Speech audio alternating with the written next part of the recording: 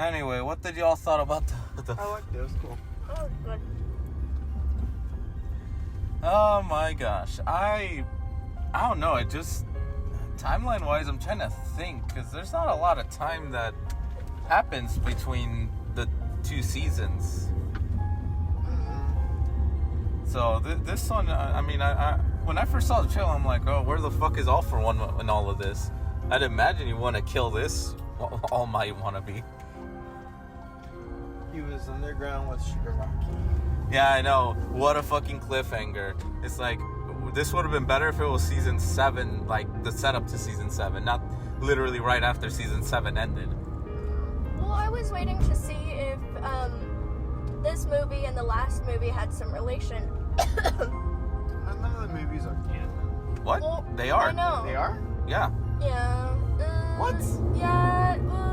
Well, yes and no. There are some bits that aren't featured within the show that were featured within the movies, but overall it is. So the one with the world, that one's canon? Yeah. The actions that took place are canon. Yeah. Makes no sense. But I was wondering if All For One would tie into All For One's role in the last movie would also tie into this one, because in the last movie he gave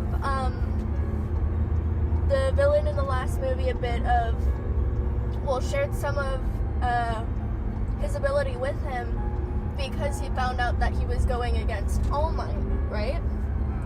And Wait, what movie are you on about? The first one? No, not the one where Deku and Bakugo saved the kids. The other one. That's the second one. Yeah, the last movie. Last movie was World Missions. The one where they saved the kids? No, that's the second one. The very first one. I'm talking about the one where they're on that island where you see All Might's. No, that's the first movie. Yeah, that's the Is it very the first movie. Well, I haven't seen the second movie. I mean to, but I didn't. No, Well, the first movie then.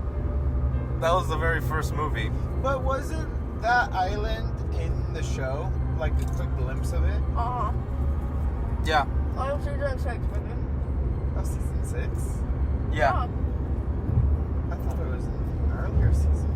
No, Leo. No, okay. Aside from mixing stuff up, because that's just.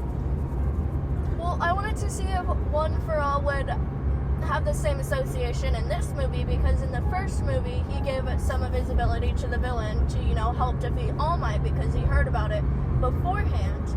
That I wanted to see if the same thing would happen, because, this guy is pretending to be All Might's, or he's planning to replace All Might, as well as defeating UA's campus and the people within it, and All Might's predecessors. No, that was not the goal. That even the trailers, that it was more of wanting to replace All Might, not necessarily wanting to take down UA and all that. Well, I understand that, but I was waiting to see if One For All would be featured in it like he was with the first movie, where it's revealed that he loaned some of his ability to the villain because he heard that he was on a mission to defeat All Might, like he is. That I wanted to see if One For All would pop in and be like, oh, I did the same shit again. No, the big reason why he has Shigaraki, and Shigaraki's doing that whole transformation thing, so it would be very counterintuitive. Wasn't he doing it in the first movie though? No. The first movie is like season 2, 3, like, because this is before he makes his presence actually known. That's right. That's what I was talking about. When did the first movie take place? Why'd y'all say season 6? She messed it up. No, we're talking about how it was referenced in the show. Like, the island was also referenced in the show in season 6. We're not saying that it took place in season 6, maybe. Because in season 6, All Might already, lost his ability and retired as a hero. While in the first movie, he was still active, but he still had to push his limits. Look, as I said, this movie, I have one tiny problem with it, and it feels so weirdly condensed, and that's not the movie's fault because that's standard movie tradition. It's just I feel like it could have been literally its own arc. It really could have. Like the ideals of All Might and being twisted by this jackass who's being an imposter. Honestly, I find it funny that, or not funny, that's not the right word. I find it impressive that Shoto was the first one to break through the barrier of his. What barrier? Oh. Yeah. And then Bakugo, and then Deku. Bakugo surprised me in this movie. I never liked Deku Bakugo. went into a god mode. Oh, I love Bakugo. I never liked Bakugo. Why? Season 1, he's such a big jackass. Well, yeah. Season 3 is when I'm okay with him, and I've been only okay. And then that movie made me think, you know what? Well, you didn't like him in season 6? Season 6, Yeah. Season 6, he's okay. He is slightly better. The apology is always a good movement towards him. And then I'm not going to complain about the last episode. I already did last time. But I'll just say this. It just feels like it just regresses anyway. But this movie, aside from his brash nature, him being the leader and just telling everyone, you're going to do this, you're going to do this, and you guys come with me.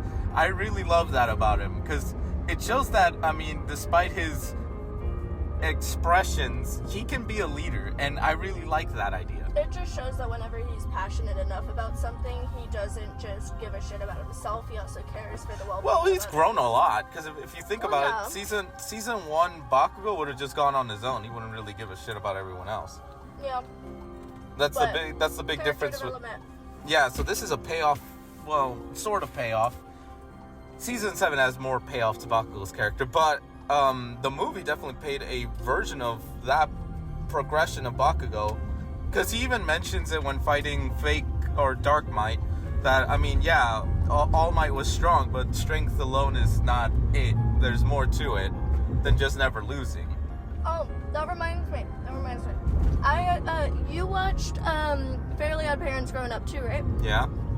You know how in the show there's the Crimson Chin, like the superhero, and Yeah. in there, I was telling Leo, I was like, this guy reminds me of the Nega Chin. Which one? The Crimson Chins. I know who in which character in the movie? All Might and Dark Might. Dark Might, I guess, to a degree. It's literally All Might, but just in a darker attire. Look, I found them just getting buffed up like hilarious. Oh, yeah. You were telling me, I heard Timmy Turner or Jimmy Neutron's show, and so that's why I was like, I don't know what you're talking about because I didn't. Jimmy Neutron, Leo, that's a whole different. I know, but whenever she was telling me in the theater, that's what I heard, and so I was confused because I didn't hear her. I said the Crimson Chin. I didn't hear. Leo, there. Okay. I never heard Chin. But I did find it funny. Like, I liked the plot because it kind of expressed what is it?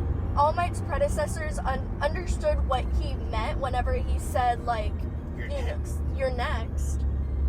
There was bound to be somebody who misinterpreted that information and was like, oh, okay, guess I'll be the next All Might.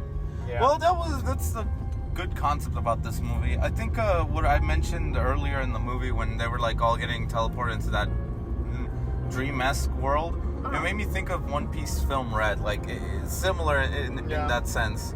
And like you said, a lot of these characters feel like One Piece villains in terms of abilities. One Piece powers, because they're not all villains.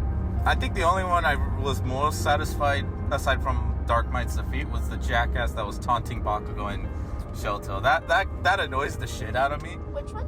The one who was guy laughing. with levitation.